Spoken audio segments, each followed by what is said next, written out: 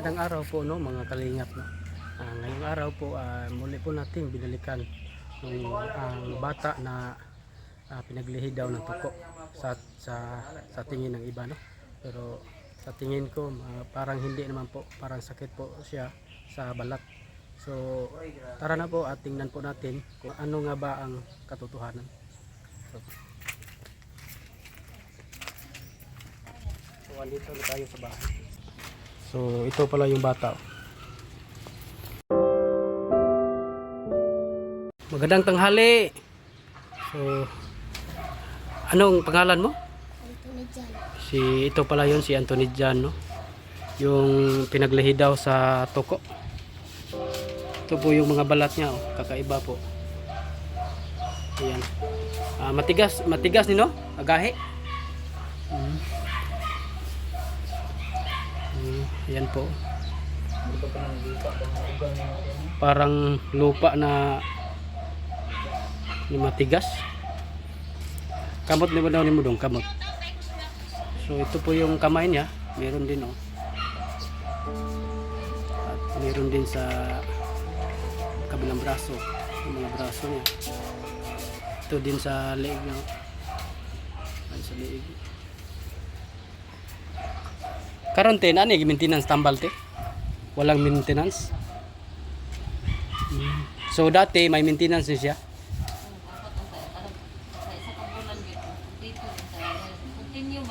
Isa ka bulan continue.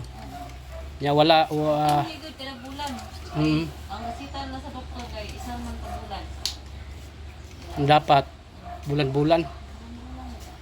Ya pila sad ang makuan bulan-bulan te. No, nagis 4 na kay 3 stops. 9. Bale porque every month. So napacheck up na ni siya sa doktor. Ang ginikanan. Niresetahan ng mga gamot, ointment. Pero hindi na Hindi na ilusyon ay sabon. ay sabon. Pero isang bulan lang. So pag hindi na Balik. babalik talaga. Malubo man guna siya, malubo. Oh, makuha yung mga kuan niya oh. Ito po makuha po pag meron pong mga gamot, mga ointment no. Pag hindi na po malagyan ng mga ointment, babalik po yung mga matigas na balat oh. Kawawa no po yung bata no.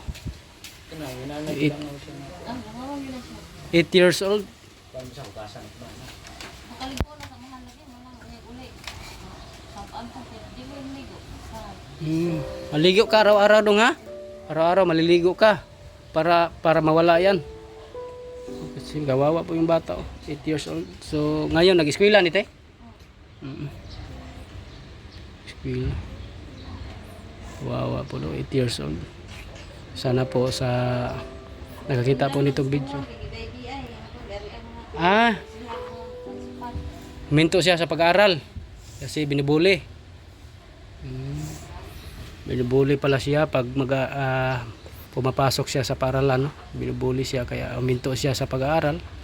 Ganyan naman po talaga, hindi po natin iwasan ganitong sitwasyon na lalo na pag may kapansanan ka, bulihin ka talaga. So, ayan po. Sa mga gusto po tumulong no kay Kuya ano tawag mo no? Ngalan? Kay Anthony Jan no? 8 years old. Sa mga gusto pong tumulong, maaari nyo lang po kami i-message or may comments, may GCash number po tayo sa comment section para matulungan din po natin sila. Ito po yung grade 3 na. Ito pala grade 3 na. 8 years old, grade 3 na. 9 na.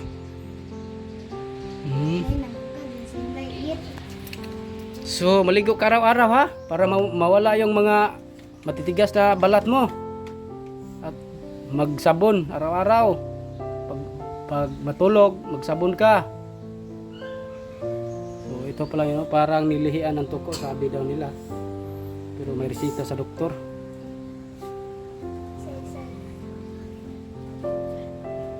luoy kay bata eh. Pag may maintenance na gamot, mawala po ito. Pero pag huminto po, babalik po yung sakit ng balat niya. So bali 4,000 per month. Anong trabaho sa mga magulang nito, te?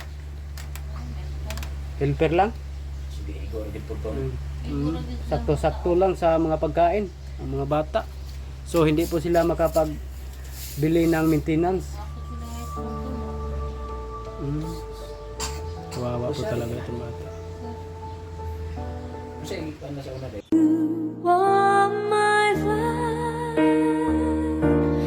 you're the lamp upon my feet. May tuhod, meron din sa ito sana pala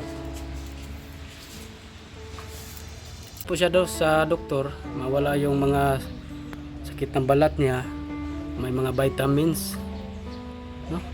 Bale 4K per month. Isang seat na siya ba? Saka isang seat, mawala din ito, mawala to yung sakit niya. So pag mahinto na, babalik din po, no? Kasi malaki din po yung gastos, 4K per month. May mga iba pang bibilhin, may mga vitamins. Kaya po nangangailangan po siya ng tulong, nanghihingi po siya ng tulong, no, sa inyo, sa mga kami po ay kumakatok sa inyong pintuan na baka po meron po kayong ibigay sa kanya kahit konting tulong lang po. So maaari nyo lang po kami message sa aming Facebook page. May Gcash po number tayo sa comment section. So maraming salamat po. No, nakita po ninyo ang kalagayan po ng isang bata na 8 years old na pinaglihi daw ng tuko. Pero pinapacheck up po siya sa doktor at may gamot po siyang niresita, mga vitamins at mga ointment, at may iniinom po siya na gamot. Mawala din yung mga sakit niya. Pero pag mahinto na po, babalik din po kasi 4K per month, no? 4K per month ang gagasto kada buwan para sa pangangailangan ng bata. So hindi po talagang hihinto po kasi kulang po sa financial, no? Sa mga gusto po tumulong, no, sa ating mga charity, baka may makatulong kayo sa isang bata kahit kunti man lang. Maaari nyo lang po kami i-message, no, sa aming Facebook page, may comment section, may Gcash po tayo. Sana po matulungan po natin itong bata na sobrang kawawa din po ang mga balat niya na matigas at parang pinaglihi ng tuko. So marami po salamat, no. Huwag niyo pong kalimutan mag-share sa ating video para po marami pa tayong matulungan. So God bless po sa lahat. Hanggang dito lang po.